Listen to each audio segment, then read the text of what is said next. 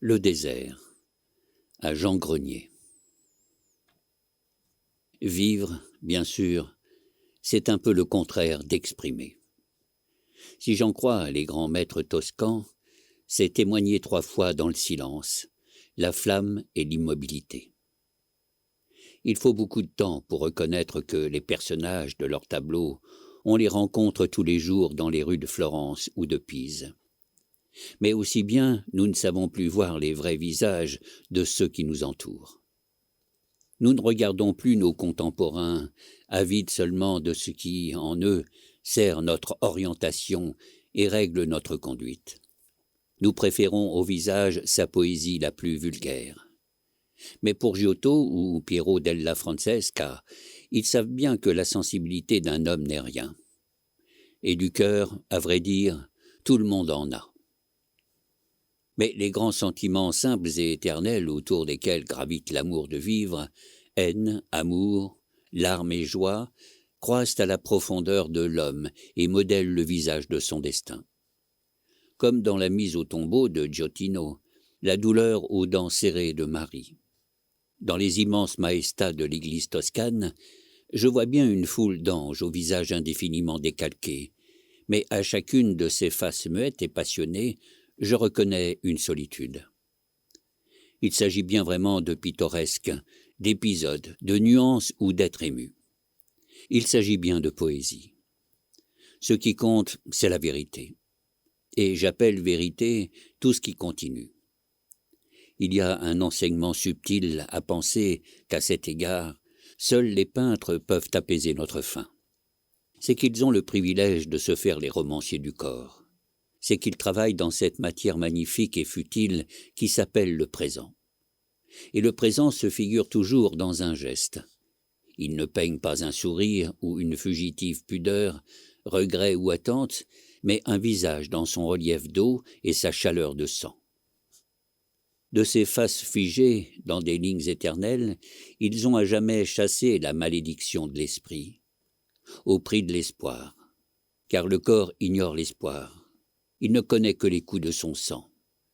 L'éternité qui lui est propre est faite d'indifférence. Comme cette flagellation de Piero della Francesca, où, dans une cour fraîchement lavée, le Christ supplicié et le bourreau, aux membres épais, laissent surprendre dans leurs attitudes le même détachement. C'est qu'aussi bien ce supplice n'a pas de suite, et sa leçon s'arrête au cadre de la toile. Quelle raison d'être ému pour qui n'attend pas de lendemain? Cette impassibilité et cette grandeur de l'homme sans espoir, cet éternel présent, c'est cela précisément que des théologiens avisés ont appelé l'enfer. Et l'enfer, comme personne ne l'ignore, c'est aussi la chair qui souffre. C'est à cette chair que les Toscans s'arrêtent et non pas à son destin. Il n'y a pas de peinture prophétique. Et ce n'est pas dans les musées qu'il faut chercher des raisons d'espérer. L'immortalité de l'âme, il est vrai, préoccupe beaucoup de bons esprits. Mais c'est qu'ils refusent, avant d'en avoir épuisé la sève, la seule vérité qui leur soit donnée, et qui est le corps. Car le corps ne leur pose pas de problème, ou du moins, ils connaissent l'unique solution qu'il propose. C'est une vérité qui doit pourrir, et qui revêt par là une amertume et une noblesse qu'ils n'osent pas regarder en face. Les bons esprits lui préfèrent la poésie, car elle est affaire d'âme. On sent bien que je joue sur les mots. Mais on comprend aussi que, par vérité, je veux seulement consacrer une poésie plus haute. La flamme noire, que de Cimabue à Francesca, les peintres italiens ont élevé parmi les paysages toscans comme la protestation lucide de l'homme jeté sur une terre dont la splendeur et la lumière lui parlent sans relâche d'un Dieu qui n'existe pas. À force d'indifférence et d'insensibilité, il arrive qu'un visage rejoigne la grandeur minérale d'un paysage. Comme certains paysans d'Espagne arrivent à ressembler aux oliviers de leur terre, ainsi les visages de Giotto, dépouillés des ombres dérisoires où l'âme se manifeste, finissent par rejoindre la Toscane elle-même, dans la seule leçon dont elle est prodigue.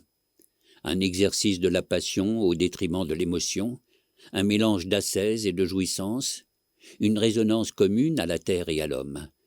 par quoi l'homme comme la terre se définit à mi-chemin entre la misère et l'amour. Il n'y a pas tellement de vérité dont le cœur soit assuré.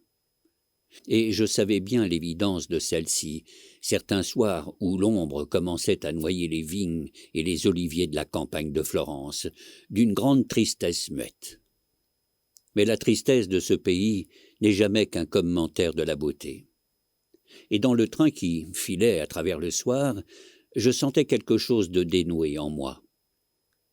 Puis-je douter aujourd'hui qu'avec le visage de la tristesse, cela s'appelait cependant du bonheur?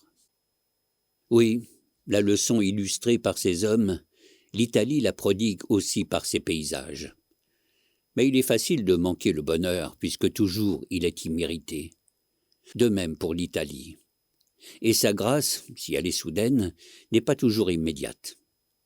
Mieux qu'aucun autre pays, elle invite à l'approfondissement d'une expérience qu'elle paraît cependant livrer tout entière à la première fois. C'est qu'elle est d'abord prodigue de poésie, pour mieux cacher sa vérité. Ses premiers sortilèges sont des rites d'oubli. Les lauriers roses de Monaco, Gênes, pleines de fleurs et d'odeurs de poissons, et les soirs bleus sur la côte ligurienne. Puis Pise, enfin, et avec elle une Italie qui a perdu le charme un peu canaille de la Riviera. Mais elle est encore facile, et pourquoi ne pas se prêter quelque temps à sa grâce sensuelle? Pour moi, que rien ne force lorsque je suis ici, et qui suis privé des joies du voyageur, traqué puisqu'un billet à prix réduit me force à rester un certain temps dans la ville de mon choix, ma patience à aimer et à comprendre me semble sans limite ce premier soir, où fatigué et affamé, j'entre dans Pise, accueilli sur l'avenue de la gare par 10 haut-parleurs tonitruants qui déversent un flot de romance sur une foule où presque tout le monde est jeune. Je sais déjà ce que j'attends. Après ce bondissement de vie, ce serait ce singulier instant, les cafés fermés et le silence soudain revenu, où j'irai par des rues courtes et obscures vers le centre de la ville.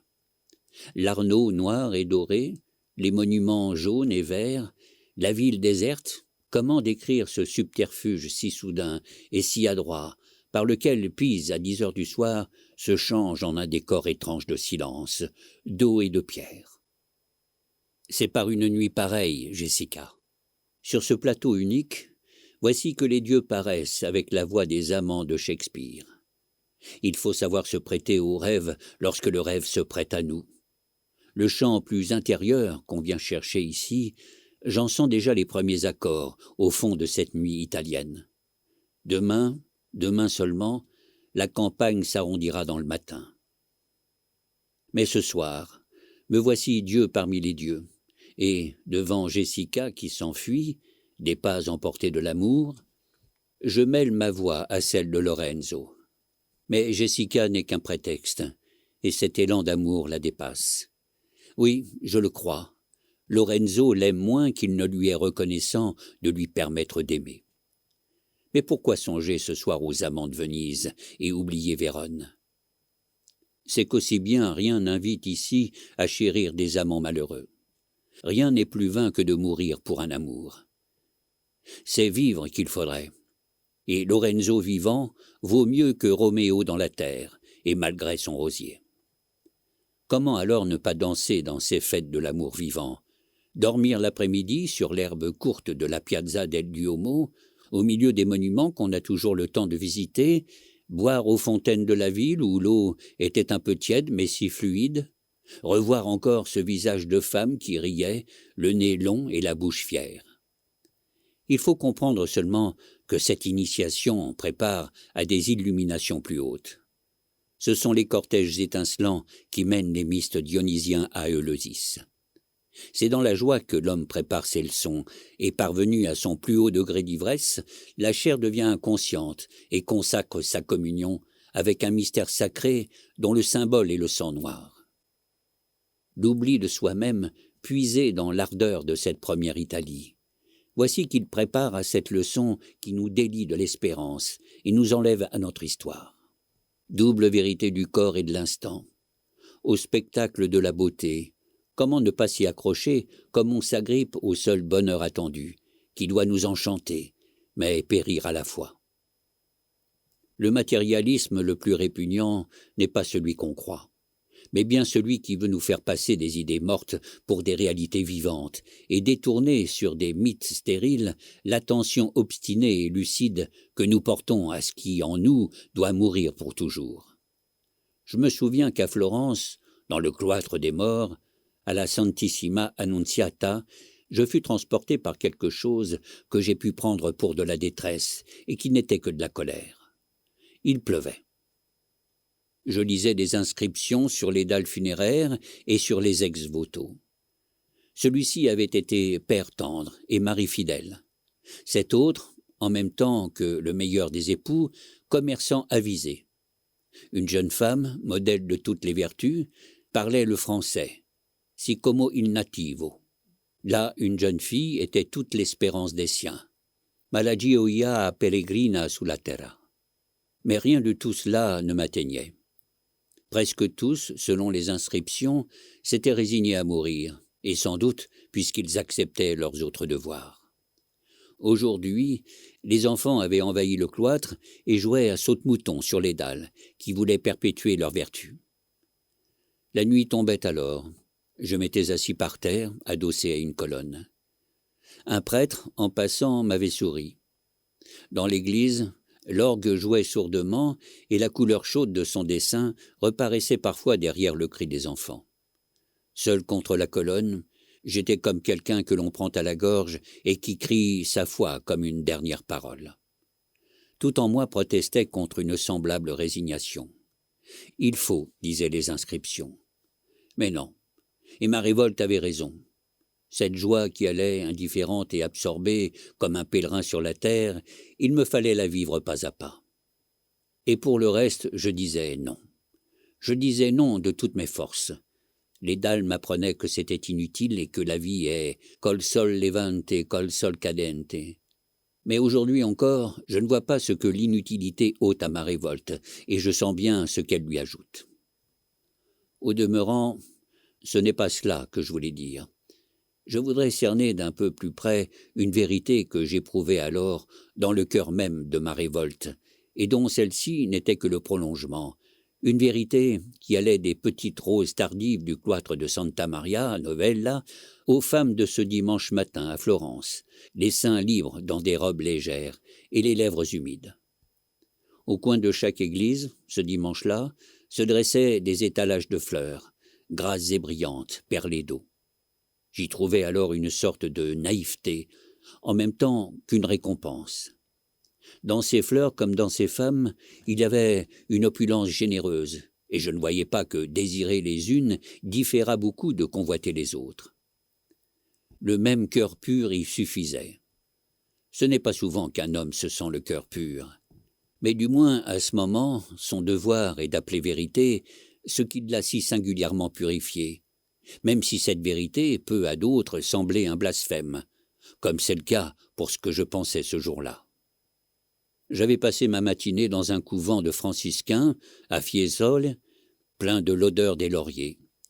J'étais resté de longs moments dans une petite cour gonflée de fleurs rouges, de soleil, d'abeilles jaunes et noires. Dans un coin, il y avait un arrosoir vert. Avant de venir, j'avais visité les cellules des moines et vu leur petite table garnie d'une tête de mort. Maintenant, ce jardin témoignait de leur inspiration. J'étais revenu vers Florence, le long de la colline qui dévalait vers la ville offerte avec tous ses cyprès. Cette splendeur du monde, ces femmes et ces fleurs, il me semblait qu'elle était comme la justification de ces hommes. Je n'étais pas sûr qu'elle ne fût aussi celle de tous les hommes, qui savent qu'un point extrême de pauvreté rejoint toujours le luxe et la richesse du monde. Dans la vie de ces franciscains, enfermés entre des colonnes et des fleurs, et celle des jeunes gens de la plage Padovani à Alger, qui passent toute l'année au soleil, je sentais une résonance commune. S'ils se dépouillent, c'est pour une plus grande vie, et non pour une autre vie. C'est du moins le seul emploi valable du mot « dénuement ». Être nu garde toujours un sens de liberté physique, et cet accord de la main et de la fleur, cette entente amoureuse de la terre et de l'homme, délivrée de l'humain, ah, je m'y convertirais bien si elle n'était déjà ma religion. Non, ce ne peut être là un blasphème. Et non plus si je dis que le sourire intérieur des saints François de Giotto justifie ceux qui ont le goût du bonheur. Car les mythes sont à la religion ce que la poésie est à la vérité, des masques ridicules posés sur la passion de vivre. Irai-je plus loin? Les mêmes hommes qui, à Fiesole, vivent devant les fleurs rouges, ont dans leurs cellules le crâne qui nourrit leur méditation. Florence à leurs fenêtres et la mort sur leur table. Une certaine continuité dans le désespoir peut engendrer la joie. Et à une certaine température de vie, l'âme et le sang mêlés vivent à l'aise sur des contradictions, aussi indifférents au devoir qu'à la foi. Je ne m'étonne plus alors que sur un mur de Pise, une main allègre ait résumé ainsi sa singulière notion de l'honneur. Alberto fa l'amor con la mia sorella. Je ne m'étonne plus que l'Italie soit la terre des incestes, ou du moins, ce qui est plus significatif, des incestes avoués. Car le chemin qui va de la beauté à l'immortalité est tortueux, mais certain. Plongé dans la beauté, l'intelligence fait son repas de néant. Devant ces paysages dont la grandeur serre la gorge, chacune de ces pensées est une rature sur l'homme. Et bientôt, niais, couvert, recouvert et obscurci par tant de convictions accablantes, il n'est plus rien devant le monde que cette tache informe, qui ne connaît de vérité que passive, ou sa couleur ou son soleil. Des paysages si purs sont desséchants pour l'âme, et leur beauté insupportable. Dans ces évangiles de pierre, de ciel et d'eau, il est dit que rien ne ressuscite. Désormais, au fond de ce désert magnifique au cœur, la tentation commence pour les hommes de ce pays. Quoi d'étonnant si des esprits élevés, devant le spectacle de la noblesse, dans l'air rarifié de la beauté, restent mal persuadés que la grandeur puisse s'unir à la bonté. Une intelligence sans Dieu, qui l'achève, cherche un Dieu dans ce qui la nie. Borgia, arrivant au Vatican, s'écrie « Maintenant que Dieu nous a donné la papauté, il faut se hâter d'en jouir. » Et il fait comme il dit. Se hâter, cela est bien dit. Et l'on y sent déjà le désespoir si particulier aux êtres comblés. Je me trompe peut-être, car enfin, je fus heureux à Florence, et tant d'autres avant moi. Mais qu'est-ce que le bonheur, sinon le simple accord entre un être et l'existence qu'il mène? Et quel accord plus légitime peut unir l'homme à la vie, sinon la double conscience de son désir de durée et son destin de mort? On y apprend du moins à ne compter sur rien et à considérer le présent comme la seule vérité qui nous soit donnée par surcroît. J'entends bien qu'on me dit l'Italie, la Méditerranée, terre antique où tout est à la mesure de l'homme. Mais où donc, et qu'on me montre la voie? Laissez-moi ouvrir les yeux pour chercher ma mesure et mon contentement. Ou plutôt si, je vois, Fiesole, Gemila et les ports dans le soleil. La mesure de l'homme? Le silence et les pierres mortes. Tout le reste appartient à l'histoire. Mais pourtant, ce n'est pas là qu'il faudrait s'arrêter. Car il n'a pas été dit que le bonheur soit à toute force inséparable de l'optimisme. Il est lié à l'amour. Ce qui n'est pas la même chose. Et je sais des heures et des lieux où le bonheur peut paraître si amer qu'on lui préfère sa promesse. Mais c'est qu'en ces heures ou en ces lieux, je n'avais pas assez de cœur à aimer, c'est-à-dire à ne pas renoncer. Ce qu'il faut dire ici, c'est cette entrée de l'homme dans les fêtes de la terre et de la beauté. Car à cette minute, comme le néophyte, ses derniers voiles, il abandonne devant son Dieu la petite monnaie de sa personnalité. Oui, il y a un bonheur plus haut, où le bonheur paraît futile. À Florence, je montais tout en haut du jardin Bobili, jusqu'à une terrasse d'où l'on découvrait le Monte Oliveto, et les hauteurs de la ville jusqu'à l'horizon.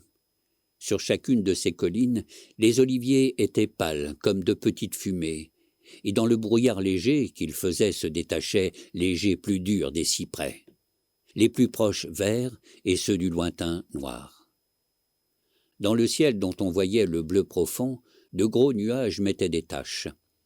Avec la fin de l'après-midi, tombait une lumière argentée où tout devenait silence. Le sommet des collines était d'abord dans les nuages. Mais une brise s'était levée, dont je sentais le souffle sur mon visage. Avec elle, et derrière les collines, les nuages se séparèrent, comme un rideau qui s'ouvre. Du même coup, les cyprès du sommet semblaient grandir d'un seul jet dans le bleu soudain découvert. Avec eux, toute la colline et le paysage d'oliviers et de pierres remontèrent avec lenteur. D'autres nuages vinrent. Le rideau se ferma. Et la colline redescendit avec ses cyprès et ses maisons. Puis, à nouveau, et dans le lointain sur d'autres collines de plus en plus effacées, la même brise qui ouvrait ici les plis épais des nuages les refermait là-bas. Dans cette grande respiration du monde, le même souffle s'accomplissait à quelques secondes de distance et reprenait de loin en loin le thème de pierre et d'air d'une fugue à l'échelle du monde. À chaque fois, le thème diminuait d'un ton. À la suivre un peu plus loin, je me calmais un peu plus. Et parvenu au terme de cette perspective sensible au cœur, j'embrassais d'un coup d'œil cette file de collines, toutes ensemble, respirant et avec elles comme le chant de la terre entière. Des millions d'yeux, je le savais, ont contemplé ce paysage, et pour moi, il était comme le premier sourire du ciel. Il me mettait hors de moi au sens profond du terme. Il m'assurait que sans mon amour et ce beau cri de pierre, tout était inutile. Le monde est beau, et hors de lui, point de salut. La grande vérité que patiemment il m'enseignait, c'est que l'esprit n'est rien, ni le cœur même, et que la pierre chauffée par le soleil, ou le cyprès que le ciel découvert agrandit, limite le seul univers où avoir raison prend un sens, la nature sans homme. Et ce monde m'annihile. Il me porte jusqu'au bout. Il me nie sans colère. Dans ce soir qui tombait sur la campagne florentine, je m'acheminais vers une sagesse où tout était déjà conquis. Si des larmes ne m'étaient pas venues aux yeux, et si le gros sanglot de poésie qui m'emplissait ne m'avait fait oublier la vérité du monde.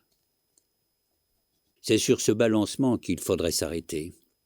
Singulier instant où la spiritualité répudie la morale, où le bonheur naît de l'absence d'espoir, où l'esprit trouve sa raison dans le corps. S'il est vrai que toute vérité porte en elle son amertume, il est aussi vrai que toute négation contient une floraison de oui. Et ce chant d'amour sans espoir qui naît de la contemplation peut aussi figurer la plus efficace des règles d'action. Au sortir du tombeau, le Christ ressuscitant de Piero della Francesca n'a pas un regard d'homme. Rien d'heureux n'est peint sur son visage, mais seulement une grandeur farouche et sans âme que je ne puis m'empêcher de prendre pour une résolution à vivre. Car le sage comme l'idiot exprime peu. Ce retour me ravit. Mais cette leçon, le dois-je à l'Italie ou l'ai-je tirée de mon cœur? C'est là-bas sans doute qu'elle m'est apparue. Mais c'est que l'Italie, comme d'autres lieux privilégiés, m'offre le spectacle d'une beauté où meurent quand même les hommes. Ici encore, la vérité doit pourrir, et quoi de plus exaltant? Même si je la souhaite, qu'ai-je à faire d'une vérité qui ne doive pas pourrir? Elle n'est pas à ma mesure. Et l'aimer serait un faux semblant. On comprend rarement que ce n'est jamais par désespoir qu'un homme abandonne ce qui faisait sa vie. Les coups de tête et les désespoirs mènent vers d'autres vies et marquent seulement un attachement frémissant aux leçons de la terre. Mais il peut arriver qu'à un certain degré de lucidité, un homme se sente le cœur fermé et sans révolte ni revendication, tourne le dos à ce qu'il prenait jusqu'ici pour sa vie, je veux dire son agitation. Si Rimbaud finit en Abyssinie sans avoir écrit une seule ligne, ce n'est pas par goût de l'aventure, ni renoncement d'écrivain, c'est parce que c'est comme ça. Et qu'à une certaine pointe de la conscience, on finit par admettre ce que nous nous efforçons tous de ne pas comprendre, selon notre vocation. On sent bien qu'il s'agit ici d'entreprendre la géographie d'un certain désert.